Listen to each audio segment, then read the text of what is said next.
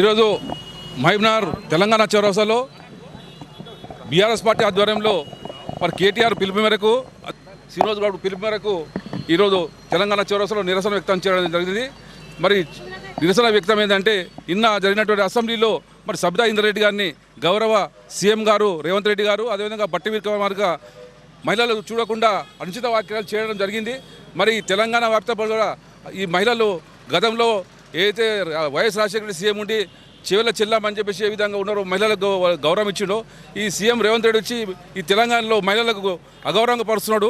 కాబట్టి వెంబడే మరి సీఎం రేవంత్ రెడ్డి గారిని అదే బట్టి విక్రమార్క గారిని మహిళలకు వెంబడే క్షమాపణ చెప్పాలని మేము మహబూబ్నగర్ నుండి డిమాండ్ చేస్తాం. జై తెలంగాణ.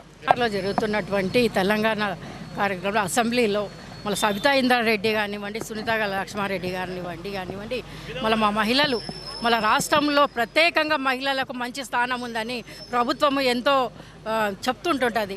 మళ్ళీ ఇదేంటిది మళ్ళీ అసెంబ్లీలోనే మా మహిళకు ఒక హోమ్ మినిస్టర్ చేసింది, ఇంతకుముందు వాళ్ళ విద్యాశాఖ మంత్రిగా చేసింది.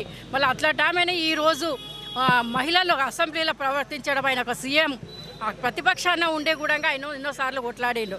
ఆయన కొట్లాడిన ఆయన్నే ఈరోజు వాళ్ళ పదవి వచ్చిందని మళ్ళీ చేవేళ్ళ చెల్లెమ్మని మళ్ళీ అసభ్యంగా మాట్లాడము మా తెలంగాణ మహిళలకే చాలా బాధాకరంగా ఉంది.